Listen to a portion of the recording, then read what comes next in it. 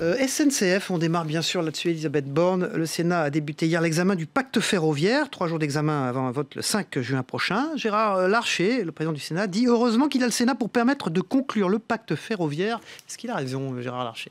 Écoutez, je pense que chacun souhaite avancer sur cette réforme, le gouvernement et le Sénat. Et on a eu effectivement un dialogue très constructif avec les sénateurs, notamment sur la commission. Vous savez que moi, j'ai mené des concertations avec les organisations syndicales. Donc, évidemment, j'avais à cœur que le résultat de ces concertations puisse être pris en compte dans le texte en commission et en séance. Et le travail que j'ai pu avoir avec les sénateurs permet effectivement d'intégrer les éléments issus de cette concertation. Donc, moi, je m'en réjouis. Et Gérard Larcher, puisqu'on parlait de Gérard Larcher, qui a reçu les syndicats réformistes, on connaît son sens du dialogue social, le président du Sénat. Est-ce qu'il est un appui du gouvernement dans les négociations? Est-ce qu'il va faciliter l'adoption de cette réforme? Je pense que le Sénat, l'Assemblée précédemment, et le gouvernement souhaitent avancer dans cette réforme en étant ferme sur les principes. Je pense qu'on a dit clairement l'objectif de la réforme, les axes sur lesquels nous ne reviendrions pas, qu'il s'agisse de l'ouverture à la concurrence, qu'il s'agisse de la nouvelle organisation de la SNCF ou de la modernisation sociale du secteur avec l'arrêt du recrutement au statut. Mais moi, j'ai indiqué depuis le départ que je souhaitais avoir une large concertation avec les organisations syndicales qui s'inscrivent dans le dialogue et prendre en compte tous les amendements utiles. Donc c'est le sens du travail qu'on est en train de faire avec le Sénat.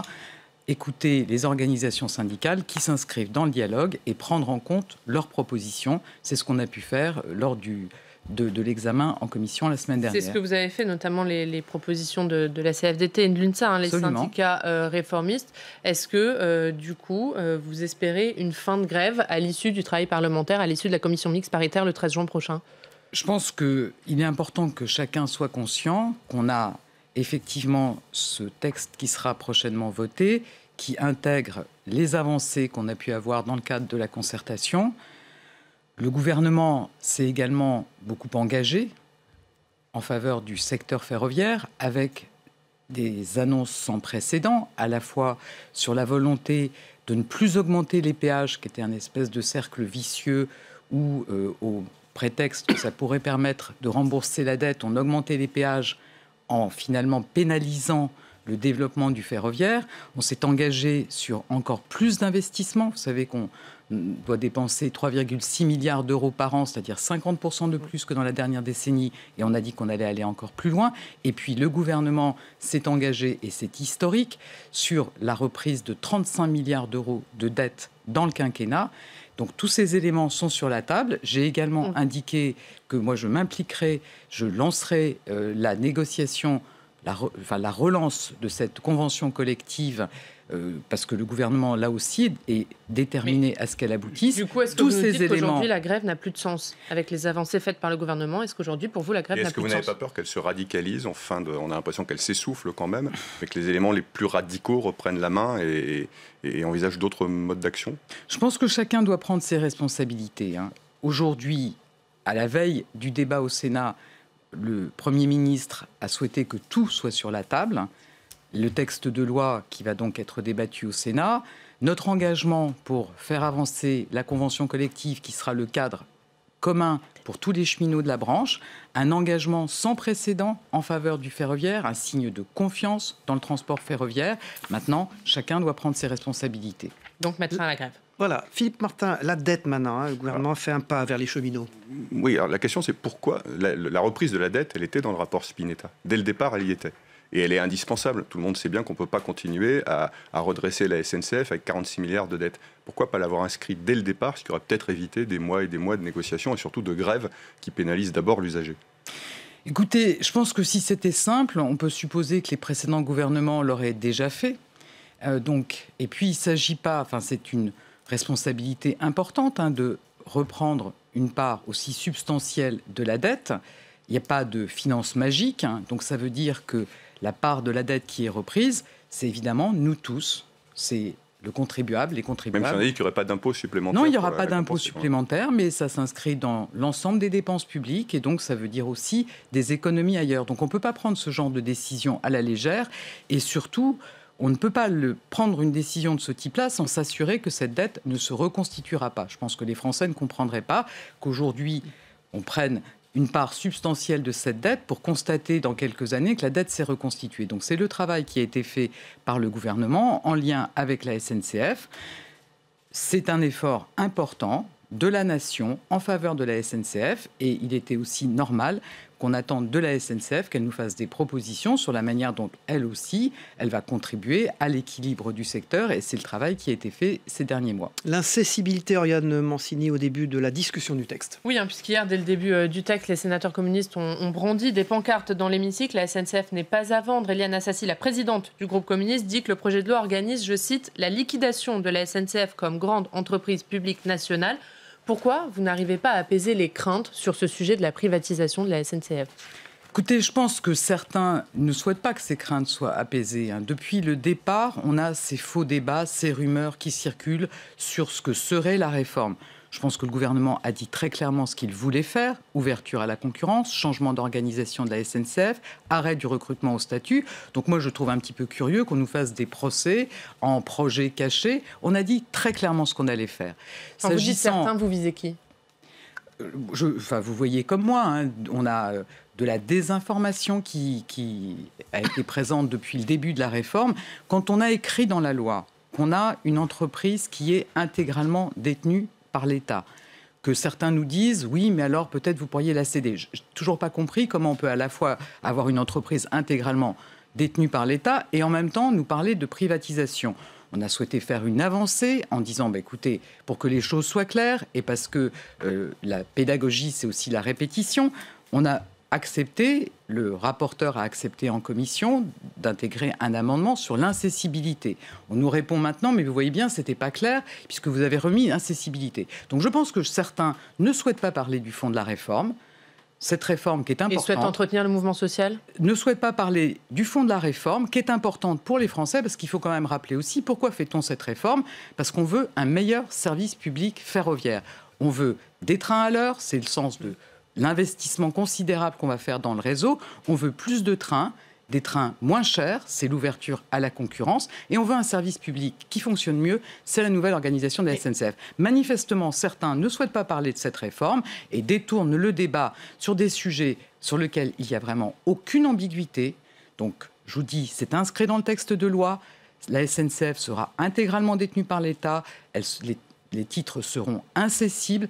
Et moi, j'ai eu l'occasion de le redire dans le débat hier, aucun groupe, à l'Assemblée nationale ou au Sénat, n'envisage une privatisation de la SNCF. Donc arrêtons ces faux débats qui, par ailleurs, entretiennent l'inquiétude des cheminots et parlons du fond de la réforme, de la façon dont on va avancer pour un meilleur service. Quand les sénateurs de gauche ou des syndicats disent que ce qu'une loi peut faire, une autre loi peut la défaire sur cette question de la privatisation, est-ce que vous écartez qu'il n'y aura, est-ce que vous dites qu'il n'y aura jamais, aujourd'hui, il n'y aura jamais de privatisation de la SNCF ? Oui, enfin c'est une évidence que ce qu'une loi peut faire, une loi peut le défaire, mais encore faut-il qu'il y ait une volonté d'aller dans ce sens. Et moi, je vous le redis, aucun groupe parlementaire, ni à l'Assemblée, ni au Sénat, n'a indiqué vouloir aller dans ce sens. Donc je pense que c'est aussi une assurance. Je pense que tous les Français souhaitent avoir une grande entreprise publique. C'est ce qui est inscrit dans la loi. Donc arrêtons les procès d'intention. Le Sénat fait un gros travail législatif, notamment au niveau du statut,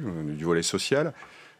Finalement, est-ce que vous n'avez pas cédé sur le statut ? Puisque moi, je me souviens, au départ, on a dit qu'il n'y aura plus de statut. Maintenant, il y aura un statut. On va reprendre les gens au statut. Les gens qui partiront éventuellement dans d'autres compagnies concurrentielles garderont leur statut. Est-ce que oui ou non, il y a encore le fameux statut à la fin de la réforme ? Quel est votre objectif ? Attendez, on a dit très clairement que tous les cheminots qui sont aujourd'hui au statut le resteront. Ensuite, moi j'ai dit que je souhaitais une ouverture à la concurrence progressive et protectrice pour les cheminots. C'est-à-dire que les cheminots qui pourraient, le cas échéant, être repris par une autre entreprise, emporteront avec eux l'essentiel des garanties du statut. On l'a dit depuis le départ. La sécurité de l'emploi, la garantie de l'emploi, le régime de retraite, on a pu préciser dans le texte adopté en commission que c'était bien l'intégralité des éléments de la rémunération qui étaient également gardés par les cheminots en cas de reprise par une autre entreprise, les facilités de circulation, le logement, la médecine de spécialistes. Donc c'est la volonté du gouvernement depuis le départ de maintenir le statut pour les cheminots qui sont aujourd'hui à la SNCF et de leur donner un maximum de garanties s'ils sont repris par une entreprise. C'est grâce au dialogue social et à la concertation que moi j'ai pu mener avec les organisations syndicales, on a pu préciser certains points, lever des inquiétudes. C'est tout à fait le sens de ce que j'ai souhaité faire depuis le départ. C'est Elisabeth Borne, ministre chargée des Transports, qui est notre invité politique ce matin. L'aménagement du territoire, Philippe Martin, autre inquiétude des sénateurs, le volet aménagement du territoire et la question des lignes dites secondaires. Il y a deux questions majeures. Il y a les lignes secondaires et il y a les dessertes TGV. Sur les lignes secondaires, vous avez dit on va aider les régions à remoderniser, puisqu'on sait qu'elles ont été entretenues, mais pas modernisées pendant près de 30 ans. Et les sénateurs disent la responsabilité du maintien des desserts des villes moyennes ne saurait peser sur les régions en l'absence de financement spécifique. Les régions financent déjà le TER, elles financent maintenant aussi les intercités. En fait, elles financent à peu près 75% des trains qui roulent en France. Est-ce que c'est encore à elles de porter le poids de la non-modernisation, ce qui n'a pas été fait pendant 30 ans par la SNCF? Et où est-ce qu'elles vont trouver l'argent, accessoirement? Alors, les régions, effectivement, depuis la décentralisation en 97 et en 2000, sont responsables des TER. Évidemment, elles ont eu les dotations correspondantes pour assumer cette responsabilité. Les intercités, je voudrais rappeler que l'État va engager 3,7 milliards d'euros pour moderniser le matériel avant la reprise d'un certain nombre d'intercités par les régions. Et puis, l'État et les régions, dans le cadre des contrats de plan, modernisent un certain nombre de lignes. Il faut être clair, on a un retard considérable dans l'entretien et la modernisation de notre réseau. Quand je vous dis qu'on va investir 36 milliards d'euros dans les 10 prochaines années et encore plus, 1 milliard de plus pour remettre en état le cœur du réseau, qu'on accompagne les régions... Quand vous dites on, c'est l'État ou c'est les régions?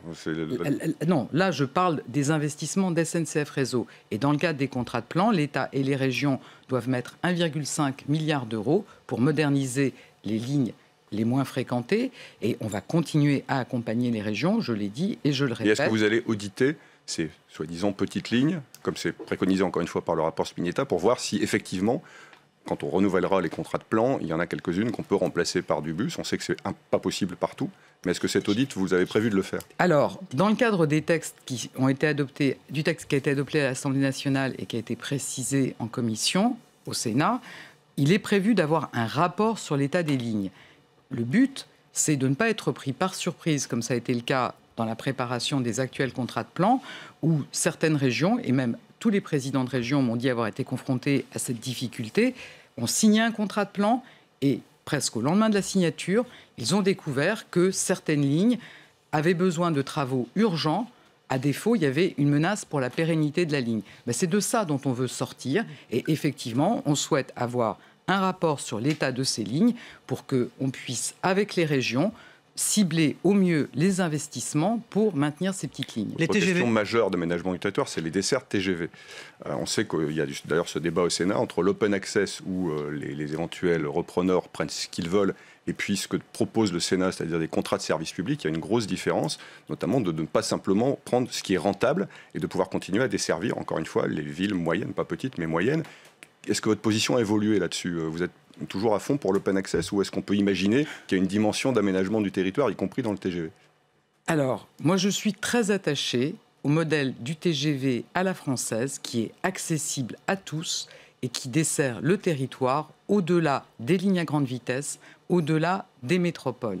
Et c'est bien dans ce sens qu'on a travaillé sur le texte de loi, avec l'idée que la péréquation qui se fait aujourd'hui dans l'activité TGV entre les lignes rentables et celles qui le sont moins devra se faire demain au travers des péages. Et quand je vous disais tout à l'heure qu'on a annoncé qu'on allait arrêter ces perspectives d'augmentation permanente des péages avec des niveaux insoutenables, justement avec ces engagements d'aménagement du territoire, c'est un signe important. On a aussi dit qu'on allait faire une péréquation au travers des péages. Les sénateurs ont souhaité dire très explicitement qu'on pourrait par ailleurs avoir en complément des contrats de service public. Moi, je suis favorable à ce qui a été présenté en commission. Je pense que c'est important de rassurer les Français, de rassurer les élus de ces villes sur la volonté du gouvernement de maintenir ces dessertes. Elisabeth Borne, autre problème de grande importance, Air France, moins 8,7% du trafic en avril. Coût de la grève, 400 millions à ce jour. Les salariés, particulièrement les pilotes, sont-ils en train de couler cette compagnie? Moi, j'ai eu l'occasion de le dire. Je pense que la situation d'Air France est préoccupante.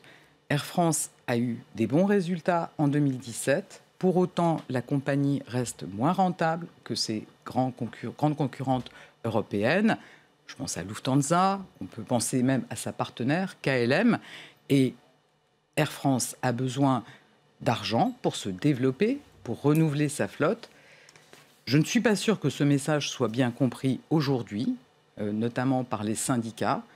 Moi, j'attire vraiment l'attention sur le fait que Air France doit avoir la même compétitivité que ses concurrentes. Air France a besoin d'argent pour se développer. Et aujourd'hui, ces grèves qui ont eu lieu fragilisent aussi la confiance que les passagers peuvent avoir dans les compagnies. Est-ce qu'Air France peut perdre sa place de numéro 1 sur le territoire national ?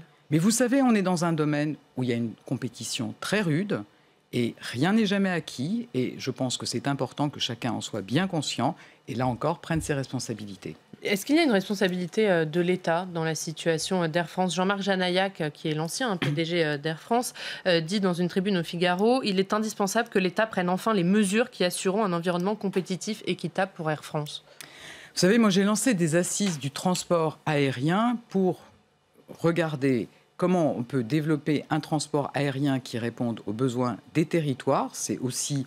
On parlait de la desserte par les TGV, mais on a aussi un certain nombre de villes pour qui les liaisons aériennes sont vraiment, on va dire, le cordon vital pour le développement de certaines villes. Donc ces enjeux d'aménagement du territoire, ces enjeux climatiques. Et puis comment on s'assure qu'on a un transport aérien en France qui a tous les atouts dans la compétition mondiale. Donc le débat, il est en cours. Je dois dire qu'effectivement, les grèves à répétition auxquelles on a assisté chez Air France ne contribuent pas à soutenir notre transport aérien et à donner envie à tous les partenaires de poursuivre un engagement fort dans ce sens. L'État est actionnaire d'Air France à 14%. Est-ce qu'il peut baisser sa participation dans l'entreprise, voire en sortir ? Je crois que le débat n'est pas sur la table aujourd'hui, mais je pense qu'il faut que chacun comprenne que la compagnie, elle a son destin en main. Et ce n'est pas l'État qui est derrière la compagnie, elle a son destin en main, et je pense que chacun doit en être conscient. Elisabeth Borne, vous avez déclaré que le gouvernement travaille à une vignette pour que les transporteurs routiers contribuent au financement des infrastructures. Quelles en seront les modalités ? Non, je n'ai pas dû déclarer ça dans ces termes. Vous savez que c'est aussi un chantier important sur lequel je travaille. On a beaucoup de promesses non financées. Moi, quand je suis arrivé à mon poste, il y a un an maintenant, j'ai été confronté à 10 milliards de promesses non financées sur le quinquennat. 36 milliards de lignes nouvelles ferroviaires promises dans tout le territoire. Et donc, évidemment, face à cette situation qui décrédibilise la parole publique, je pense qu'il faut le dire, on a choisi de changer de méthode. Il y a un conseil d'orientation des infrastructures qui a été mis en place pour réfléchir à une programmation des infrastructures. Est-ce qu'il y aura une vignette ? Il y a des propositions pour avoir une programmation qui donne à chacun de la visibilité et pour rechercher des ressources. Dans ces ressources, l'idée, et moi je la partage, c'est de faire participer davantage les poids lourds, notamment les poids lourds en transit, au financement de nos infrastructures. Ces propositions, elles sont sur la table, aucune décision n'est prise. On parle bien de poids lourds et pas des voitures. Et je vous dis, la réflexion est en cours et aucune décision n'est prise. Pas de retour à l'écotaxe ? Ça, je l'ai dit très clairement, il n'est pas question de revenir à l'écotaxe et de toute façon, tout se fera en concertation avec les professionnels concernés.